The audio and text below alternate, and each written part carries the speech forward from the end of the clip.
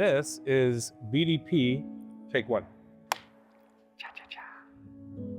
But I think like This feels very much like an agenda. yeah, kind of has. It's got that feel. Well, I was telling you. Yeah, we're gonna just do this on the phone. I like it. I like it. Okay, And then also. right on. Cool. I love it.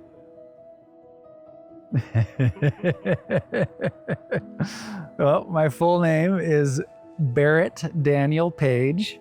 I was born in Burbank, and my parents moved to Santa Cruz when I was 6 months old. That comes from my mom's side of the family. It's a kind of a family name. My mom's middle name was Barrett, and I think it goes back a few generations. Yeah. Growing up in Santa Cruz was awesome. It was just full of adventure, and there's a lot of wooded area that all of the kids would go just find new, different things to do every day, building forts.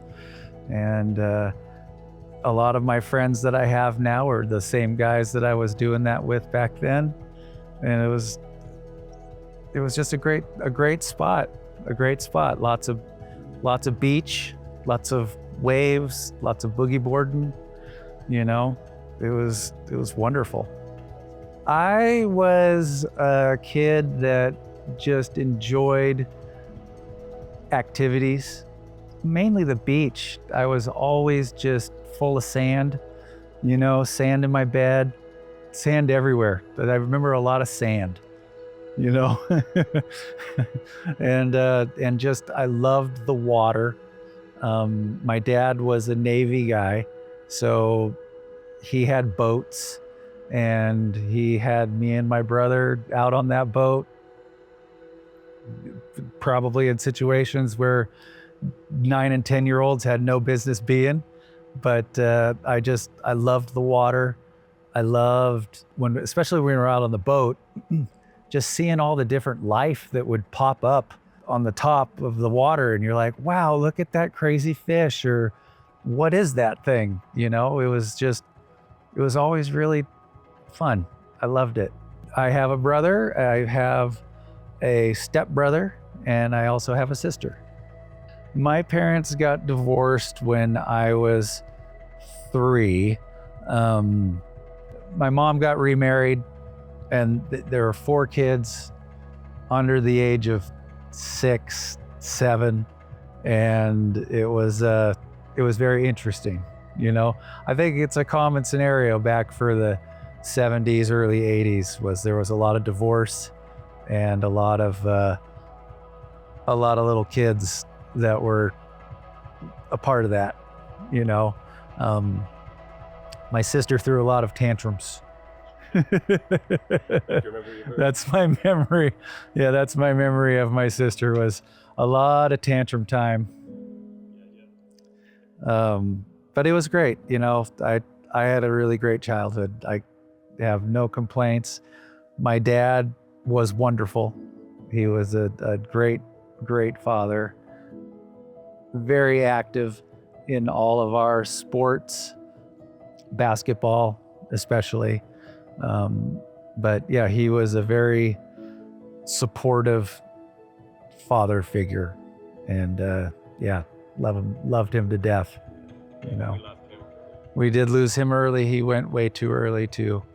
You know, he was mid-60s, and it was unfortunate because he hadn't been sick for any period of time, and it was just a kind of one of those freak, unexpected things that happen in people's lives, and he was one of those. So it was very hard on everybody. Yeah, middle school is where I, you know, continued making really great friends, the lifelong friends. Just kept collecting friends through all those times, you know. You're one of those guys, you know, and again, I mean, I'm just so fortunate to have had all these wonderful people in my life, you know, from literally preschool up until now, you know, just lifelong connections, you know, it's really great. Seems like that's something you value a lot. I'm probably gonna cry.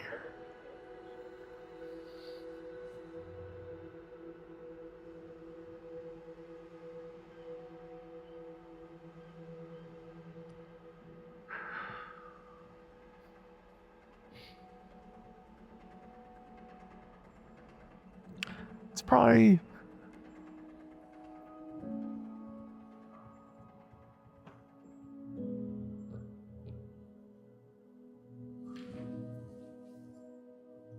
it's like the hardest part.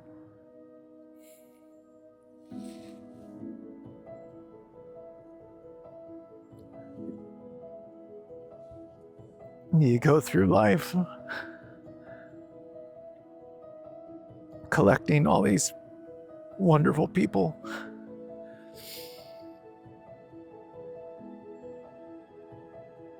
And I'd like a lot more time.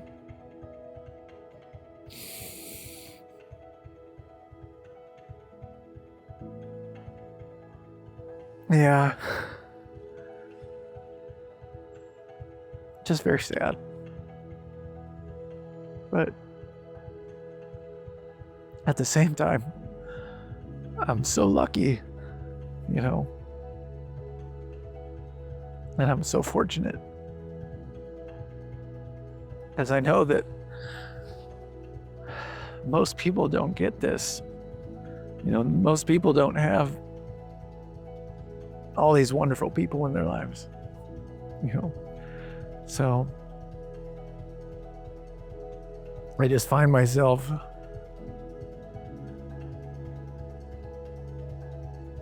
sad for them, you know. 'Cause, I mean, we all do this, right? And just having everybody in my life who I care for so much, and then I know I'm a great guy, right? I know I'm a great guy. Easy to love, easy to give love. And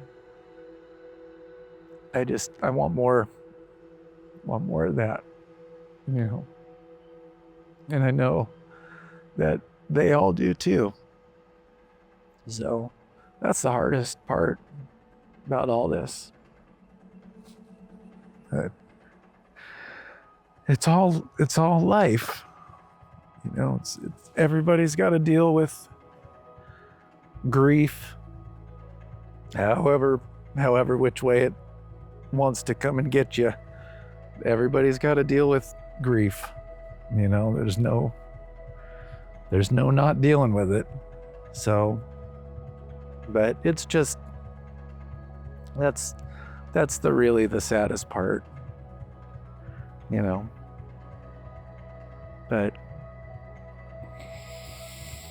Come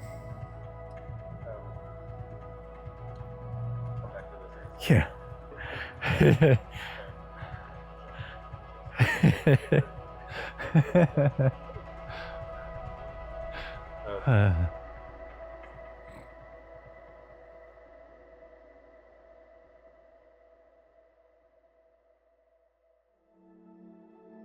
I wouldn't say I have like some credo or something that I live by, but I just have always found it important to keep people that you care about, keep them, because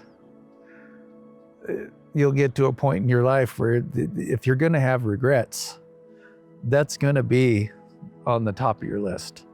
You know, if you have children that you've gotten out of touch with for whatever reason, or if you have good friends that you've gotten out of touch with for whatever reason. It could be stupid, it could be big, but keeping those people in my life and close to me, I would regret if I hadn't done that, right? And now here we are, and I've got all of that, and literally no regrets. You know, I have no regrets, and I love it. You know, I love all my friends. Just very, very happy that they love me too. You know, it's not some fake thing where it's like, I've always found it important to tell the people that I love and care about them, you know, forever. I mean, you want those people to know, you know, because it feels good. It feels good for them, I'm sure. It feels great for me, you know. I like big hugs. I always have. And yeah, I didn't want to get to a point in my life where I was like, God dang, you know, I really should have said these things, you know, and I don't have that, so I feel very, very good about all that. There are times where you'll see like a documentary or something about death, and that's one of the main questions. Like, what are some of your regrets? And man, that is on the top of so many people's lists. Like, I wish I would have stayed in touch with such a slew of people. It's like, God, that would really suck, you know. That would really suck to and then that was something I never wanted. I mean, of course, I've lost contact with certain people. That's just life, you know. But for the all in all, I've kept my top people at the top, and there's a lot of them. It's not just a couple of people, you know. It's a lot of people, and they all are like me. The people I've kept in my life are all very similar to me, and they let me know the same things that I let them know. And I can say from both angles, it's wonderful. Nothing but positive people, and it's why I feel so fortunate, you know. Not everybody gets it. You gotta, all relationships are a little bit of work, right? Marriage, friendships, but man, it doesn't take much. It's not a lot of work to get that feeling, you know. It's not much, and the payoff is so much bigger than what the regret would be, you know. So yeah, I've had a good life. It's just tough because I never know when I'm gonna get emotional, right? So it'll just like, I can feel it coming on, and so I can't stop it, right? And like the hospice nurse came over yesterday, and right when she walked in, it's like, I could barely fucking talk, you know? It's like, holy man, I'm sure she sees it every day, right? She's accustomed to that, but just such an overwhelming feeling.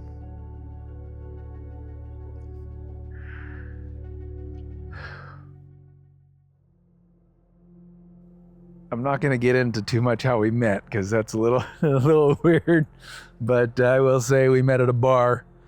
We met at a bar, and what was really interesting is the very first night we met, she called her mom and she said, I met the man I'm going to marry tonight. And her mom was like, you're crazy. You're crazy. And since that first day, we were together every day, and we moved in together. Like, God, it was less than 3 months and we were already living together. We each had 4 cats. So we have fucking 8 cats. 8 cats. Finding someone to rent a house to you with 8 cats was nearly impossible in the 90s. I'm sure it's insane right now. I don't think it could be done without shenanigans. But yeah, no, it was instant. It was instant for us, and we loved doing the same stuff. She loves hiking. I loved hiking. River raft. She was just always up for whatever. You know, we want to do a river rafting trip. Yeah, let's do it. You know, and I feel like we've known each other forever. You know, like we've done this before, right? So I feel like we'll be doing it again, you know, in some capacity. When was that? Like, how long ago? Dayna and I met in 96, and we got married in 99. And it was a crazy, so it was gonna be we were just gonna elope and not tell anybody, right? Because we didn't want the hassle. And Dayna made the mistake of telling her mom, and then it turned out her mom was now gonna come with her stepdad, and it was gonna be my dad and my mom and my step parents, and we were gonna get married in Tahoe. It was the beginning of April, and we got there, and it was beautiful, just beautiful, gorgeous weather. And then we wake up for the morning of our marriage, and we're getting married in one of those little freaking cheesy little chapels, and it was perfect. It was a freaking blizzard. It was a blizzard. We barely made it to the place. It was like a mile drive, and we were sliding all the way there. We're like, what is this? Is this a sign? Like, what's happening here? And Dayna's parents decided they were gonna save a little money, and they were gonna stay, I think they stayed over in like Reno, and they were gonna drive over. They didn't make it. They didn't even make it. So it was my parents were the only ones there, and it happened. We did it. we got her done. Now the snow made for really beautiful pictures, but it was a challenge. It was a challenge getting there. It was a great trip and a great marriage, and we've had our ups and downs like every marriage does. How could you not? But man, it's been a great ride. It's been a great ride. She's been awesome, super supportive.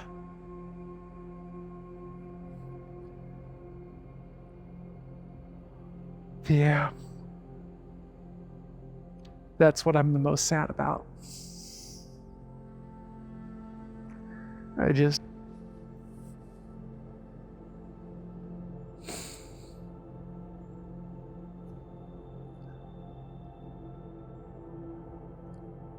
I can't believe I'm not being here for her.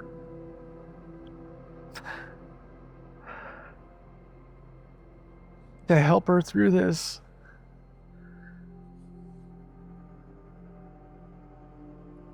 There's so many things that are going to happen because we're both still young. There's going to be so many things that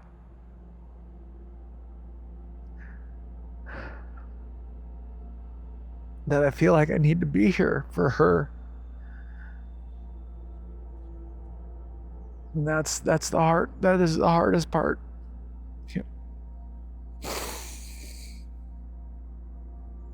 Yeah.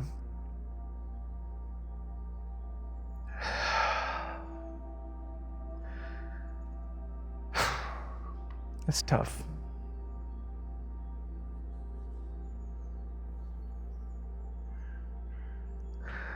Yep. That's the hardest part.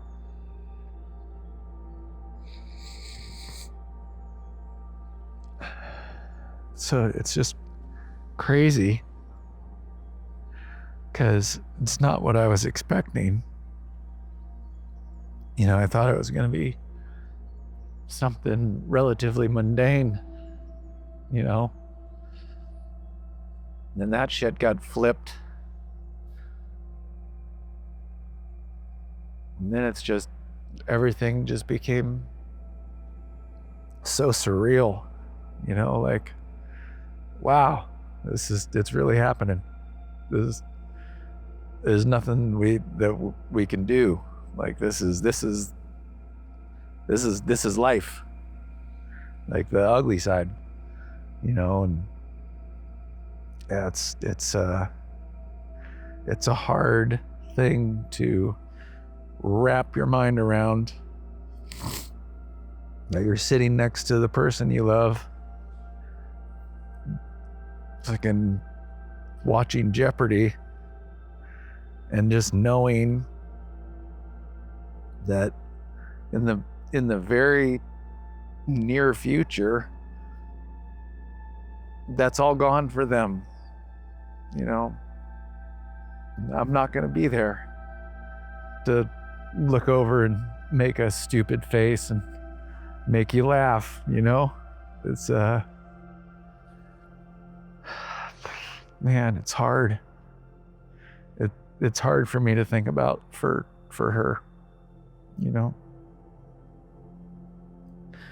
So, but we've created, you know, 30 years of really great memories, and I'm just hoping that she can like draw on those. It's just tough. It's just tough, because I know how sad she is. And we're not even there yet, you know. It's just gonna get sadder, you know. It's hard, you know. But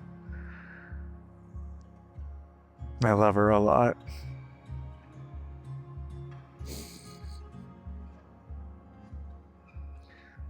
I know that for her, I'm like the funniest guy she knows, right?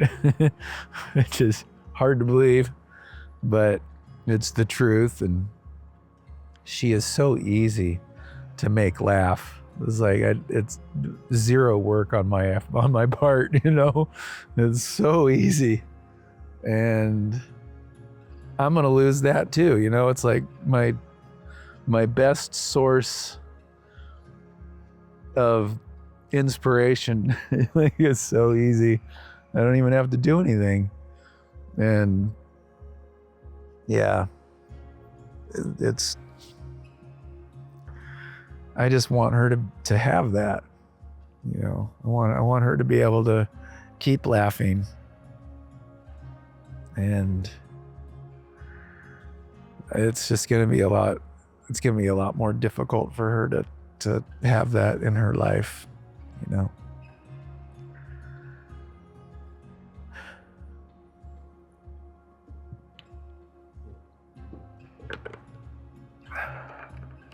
she's got a lot of support.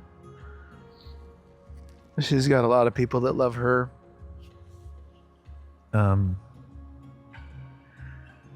But it's not the same.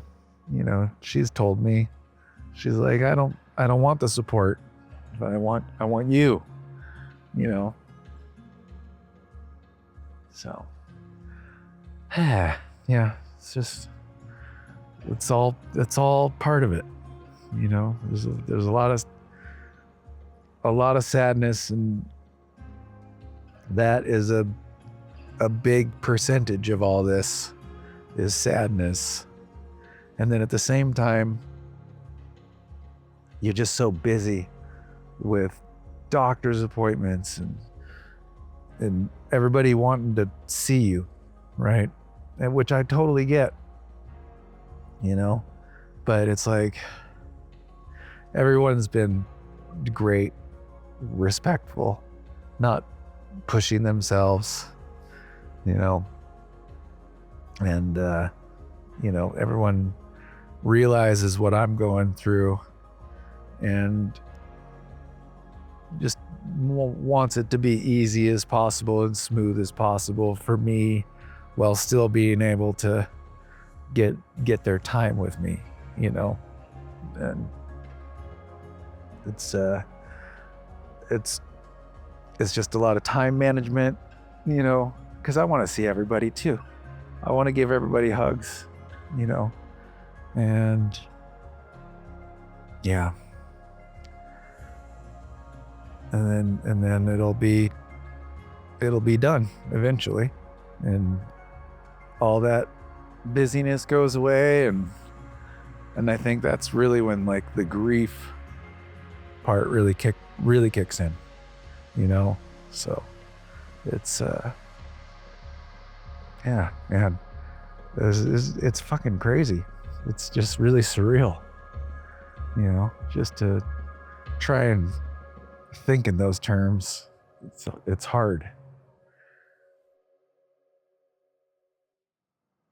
Zachary is the best.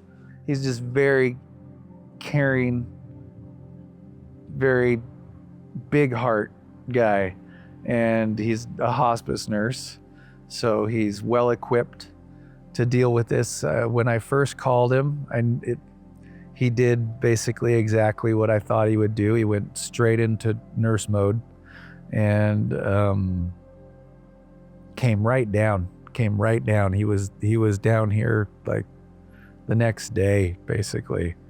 I love that kid. I mean, he's great. Yeah, he got all the energy, right? I don't know how he does it, right? He does so much stuff over the course of a day. I would be wiped out even without all this stuff going on. Like, he keeps bees and harvests the honey and sells it, and then they have an Airbnb and he keeps that up, and he's constantly doing construction on his house, and then taking his kids on all these trips and supporting them in their sports activities, and not to mention that he's just maybe the best parent I've ever met in my life. Like, he and his wife Amy have done, it's like people would write books about how to be a perfect parent, and they would be the subjects right there. And the thing is, it's work, you know. It's the relationship thing. Relationships are work, with your wife, with your kids, and with your kids, that's a bit more work. You know, you've got to really lay a foundation, right? And it's not easy. All these parents want to be best friends, and it's not the way it works. If you want a human being to be a pleasant thing out in society, right? You have to be a parent in the very beginning and teach them rights and wrongs, how to behave, how to respond to people who are being nice to you, you know? And yeah, Zack and his wife did all of that, and their kids as a result are phenomenal. They're the best human beings. Zack's kids, his son is named Kai, and he is just turned 18. He's got a girlfriend that he's had for like 2 years now. He's very into golf, and he's very into enjoying life. And we were able to do a little golf. I've done some golf trips with him and my brother over the last 2 or 3 years. It's been really great. His daughter is named Naya, and she is 15 going on 16. And she's just wonderful.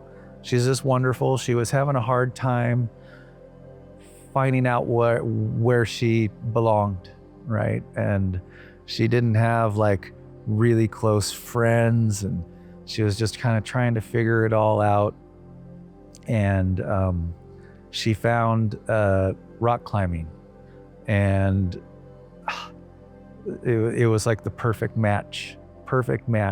She's got the perfect body for it, lanky, lean, muscular.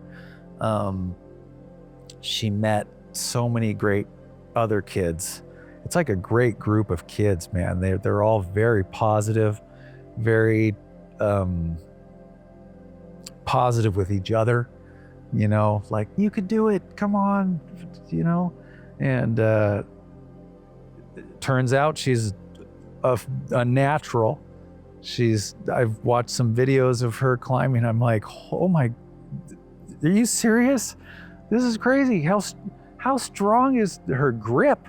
And my brother's like, dude, she'll break your fingers, man. And yeah, she's got a boyfriend who's also a climber, and yeah, they're killing it, man. They're killing it. I'm really stoked for them. They both want to go to college near home, so they can still be around their parents. Yeah. I'm just stoked for their whole family. You know, that they're just really wonderful. Yeah. Did you guys ever consider having kids, or what was that decision like? Maybe a fleeting little maybe we should, but I've always actually had health issues, and it wasn't something I wanted to put kids through. And with all my friends having kids, I felt like I didn't miss out at all on the child experience. I feel like I got the best of both worlds, right? I could hang out with these awesome little kids, do a bunch of cool stuff, and then be able to give them back and just go home and be like, man, that was a great day hanging with the kids, you know. Dayna flip-flopped a little bit about wanting them, but in the end, we know we made the right decision, you know. Yeah, I wouldn't want to have a kid have to witness what I'm going through right now, you know. That'd be really hard on them. I know my aunt on my mom's sister, she died from pancreatic cancer in her 30s, And it was really tough on my cousins at the time. They were both young teenagers in middle school, and it was not easy for them. And that's the type of experience that can really throw a kid off a path and put them down a whole new one.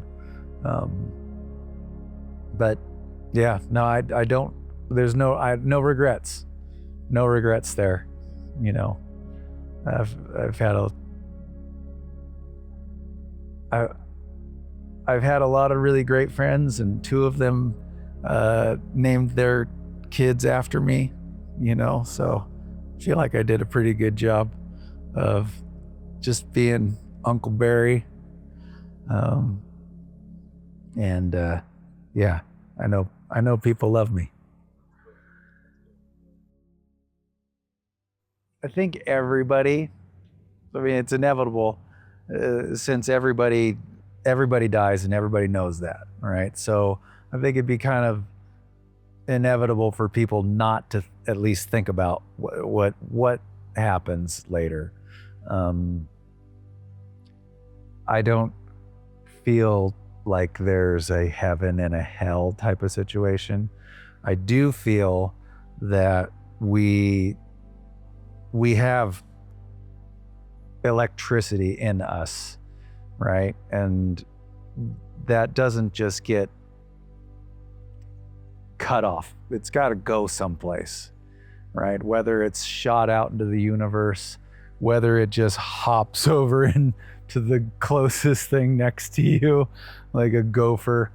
I like to believe that my energy is going to meet up with other energy of the things that I loved, like my dad, my mom, my dogs that I've had in the past. You know, I'm hoping that I get shot out into the universe and just go on some crazy adventure looking at freaking nebulas and all that cool stuff, and then eventually meet up with Dayna's energy. You know, I feel like that's a strong possibility, right? All you guys, you know, that's what I'm hoping for, right? I'll take whatever it is. It can't be bad, you know, it can't be. It's part of life. Everybody does this shit. So if it was set up to be bad, it doesn't make sense. It doesn't make sense to me, you know? So I'm not scared of any of that. You know, that doesn't bother me. It's just leaving the people behind is the thing. But I've got positive feelings about where that little bit of energy goes to, and I'm ready to find out. You know, I'm totally ready to find out what that might entail. That's been my thought for many years. You know, witnessing my aunt die very early, and it kind of pushed those types of thoughts kind of to the forefront. Like, oh wow, this is interesting. What happens next for her? That's kind of what got me on the trail of just at least thinking about that. You know, I've never been religious at all. We never went to church or anything like that. But I've always just been a good person, right? And a caring person. And I feel like my character is really all that matters, you know. Certainly not going to get forced into thinking one way because they're trying to scare me to go one way or another, right? I choose to make my own decisions on that. And I feel like, man, if you're a good person, you're gonna get hooked up with good energy. And that's what's happened throughout my life. and that's why I have so many awesome friends, is because I am a good person, and I like letting the people that I love, I like letting them know it, so I'm just a very positive individual. Goodness draws in goodness. You know that. Just good, really good people, You know what it is. Yeah.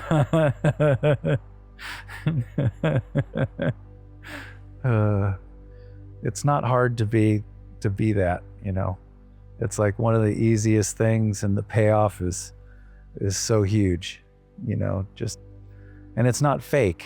It's not fake. It's just all good. With this particular cancer, you don't really feel anything until it's well along its course. And I'm one of those situations where I was very far along and already at stage 4, and I didn't want to extend my life and have it just be just a pile of shit, right? and have 3 months, 4 months of shit where I didn't want to see anybody. So I was just keep me comfortable, keep me as comfortable as you can, and I just want to see all the people that I love and care about feeling as good as possible. To be honest, I think chemo would have most likely sent me to the emergency room, and I would have had a much bigger chance of dying in the hospital from that than going this route, which it's still a possibility, but that possibility's gone down dramatically. But yeah, I wanted to spend as much time as possible with the people that I love and care about, feeling as good as I could. And I'm happy that I chose this route. Cancer's been trying to get me, right, for a long time. I've had malignant melanoma 3 times in my life, starting out in my teenage years, and then twice more in the last 5 years. And then I had my gout that was going on for many years. And it was also very rare. People usually get it in their lower extremities. A lot of times it just stays in the foot. I was getting it in my hands and in my shoulders. It was doing like the whole thing. So when my body does stuff, it goes for it, right? It's like, oh, I'm not gonna half-ass this shit. You're getting the rare treatment, right?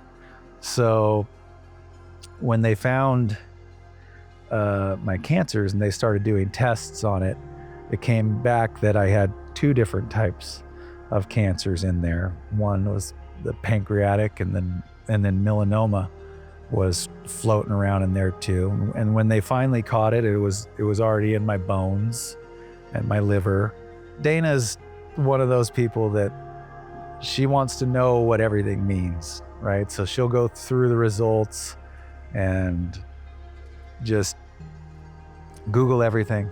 She wants to know what everything is, and it would just come back extremely rare, extremely aggressive, right? And so a lot of that led to my decision of not doing the treatments, and then hearing other people's stories too, where they had gone, or their spouse who passed had decided to go through treatments, and it was an awful experience, for them, for their significant other as well. And it wasn't something that I wanted to put myself through, and it wasn't something that I wanted to put my friends and Dayna through either. I definitely feel like I made the right choice for me. And I know a lot of people have different feelings about it. Like, people want you to fight, right? To try and fight it. But the pathway is different, but it comes back to the same spot, which is the inevitable. And I like the path that I chose, and I don't feel like I'm not a fighter, right? Just because I decided not to do that. If maybe I had gotten this diagnosis a lot earlier on, and I wasn't already in my liver and in my bones, and that could very well possibly have changed that decision, but it already was. So yeah, I wasn't gonna fight that fight,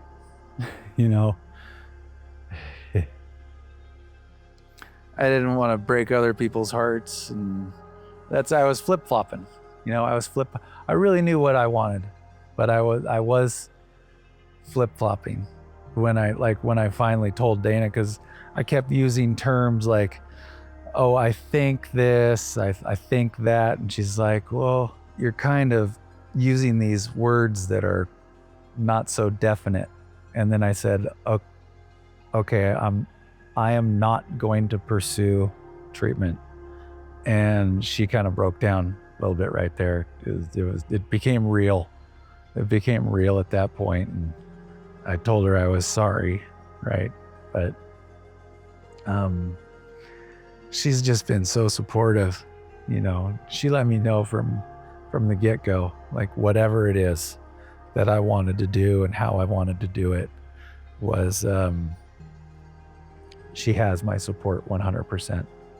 And she made it a lot easier to make those decisions, but it was hard. It's just hard to take that, right then, like, that kind of finalizes shit, and it's hard. It's just sad and hard, but I'm ready, not today, not right now, but when it comes, I'm ready for it, and what my mom did, the death with dignity, is very appealing, especially witnessing my mom go through it. It was so peaceful and just so wonderful. She was in a different boat. Like, she had a window closing on her with losing her mind, and I'm not in that boat. Like, I'm not losing my mind. I've just got pains, and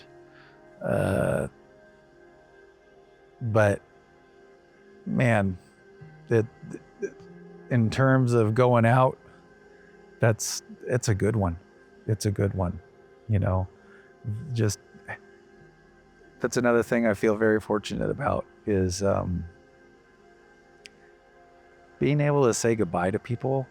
And like, how many times have we been able to see each other since my diagnosis, right? It's like, so many people don't get that. Like, the majority of people don't get that. And I'm very lucky in that regard, to have that.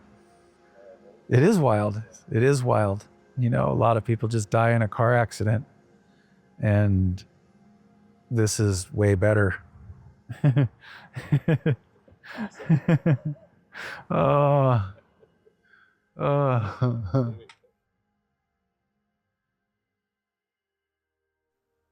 The stuff that has touched me the most has been just all the love and support that I've gotten from, well, first off, from all my friends and family and people that I love, but then just the people in the neighborhood, you know. We got great neighbors, and even though we've only been here for a short period of time, 4 years or whatever, I feel like I've known them for a long time. It's like all these ping pong guys I play with, they're all in their upper 70s, and I came in as the kid, and they all know the reason that we moved down here in the first place was to take care of my mom and stepdad as they were passing away. So I was already coming in as an angel, right? But there's one guy in particular, Jim. He's heartbroken, right? And he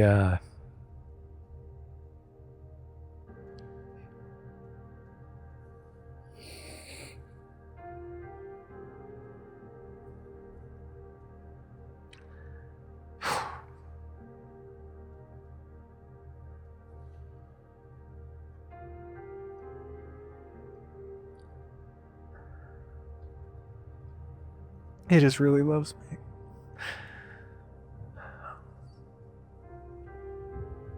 And still to be making these connections, And for him to be making those connections, it's not just me. It's a two-sided thing. It's a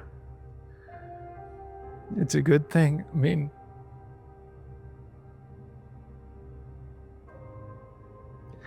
we just kind of hit it off right off the bat, It was like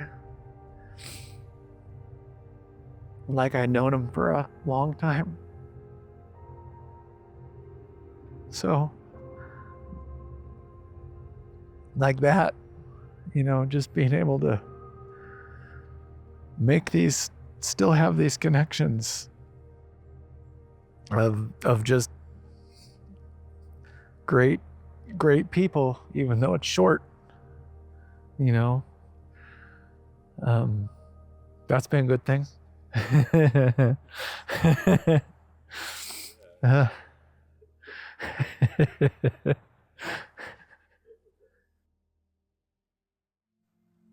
already know that just by how many people care about me, and legacy terms, for me it's a very small little bubble, right? I'm not concerned about like the worldwide, how do people feel about Barry. I feel just my core group of friends and family and people that I care about and tell them I love them, being able to go out, having them all know that already. Because I've been telling you and the boys, and I've been telling you guys I loved you forever, and that's the legacy, and I know you guys know it, right? And I've always wanted you to know it. So that's good enough for me. I can building dams, licking rocks.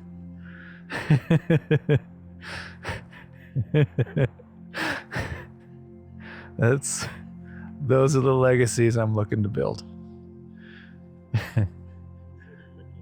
Yeah.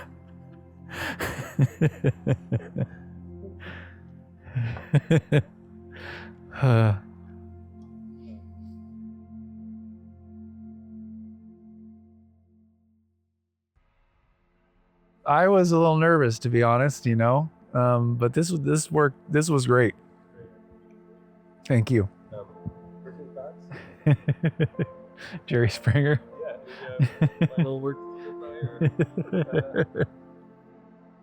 I would say just to people in general, just, man, keep people close that you care about. Let them know you care about them.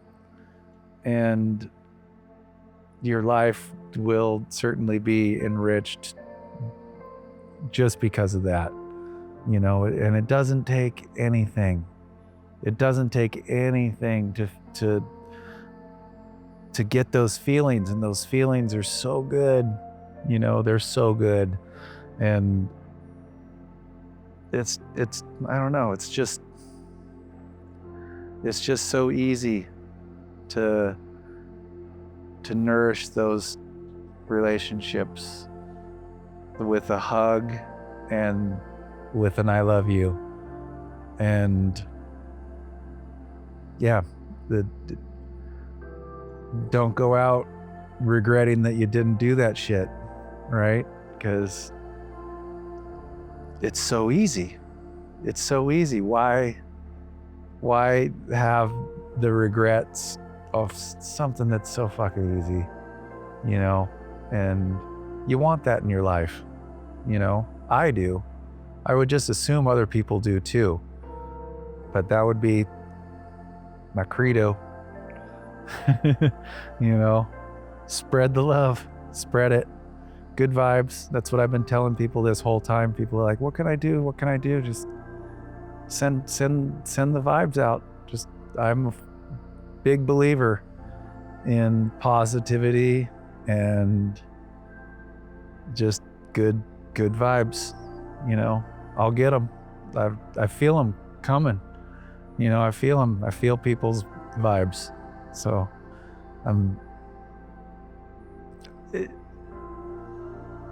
it's hard to find yourself in this situation and then still be like, I'm very fortunate. I know a lot of people take this as a big fucking kick in the nuts, and it is, there's no two ways about that. But to have that feeling of being fortunate, even with this, it's because of all that, and I'm really glad that I've let people know how I feel throughout my life, and I love you.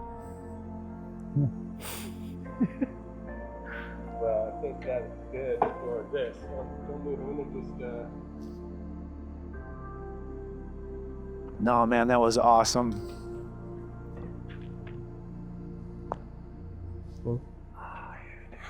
You're the best.